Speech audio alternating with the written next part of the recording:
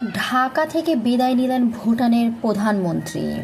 ভুটানের প্রধানমন্ত্রী শেরিং টবগে 3 দিনের সফর শেষে সোমবার 24 নভেম্বর ঢাকা থেকে বিদায় নিয়েছেন। সোমবার হজরত শাহজালাল আন্তর্জাতিক বিমানবন্দরে ভুটানের প্রধানমন্ত্রীকে বিদায় জানান পররাষ্ট্র উপদেষ্টা এম তৌহিদ হোসেন। এ সময় আরও উপস্থিত ছিলেন বাণিজ্য বিষয়ক উপদেষ্টা শেখ বশির উদ্দিন। শনিবার 22 নভেম্বর 3 দিনের সফরে ঢাকায় আসেন ভুটানের প্রধানমন্ত্রী। প্রধান উপদেষ্টা অধ্যাপক ডক্টর মোহাম্মদ ইউনূসের আমন্ত্রণে তিনি ঢাকা সফরে আসেন। ভুটানের প্রধানমন্ত্রী শেরিং টবগে সফরের প্রথম দিন প্রধান উপদেষ্টার সঙ্গে আনুষ্ঠানিক দ্বিপক্ষীয় বৈঠক করেন। বঙ্গভবনে রাষ্ট্রপতি মোহাম্মদ শাহাবুদ্দিন ভুটানের প্রধানমন্ত্রীর সম্মানে মধ্যভোজের আয়োজন করেন। একই দিন ঢাকার শীর্ষ ব্যবসায়ী নেতাদের সঙ্গে বৈঠক করেন টবগে।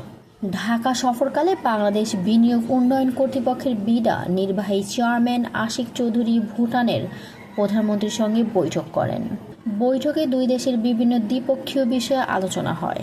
এছাড়া বেশ কয়েকজন রাজনীতিবিদ ভুটানের প্রধানমন্ত্রীর সঙ্গে বৈঠক করেন। অন্তর্বর্তী সরকারের বেশ কয়েকজন উপদেষ্টা ভুটানের সরকার প্রধানের সঙ্গে সৌজন্য সাক্ষাৎ করেন।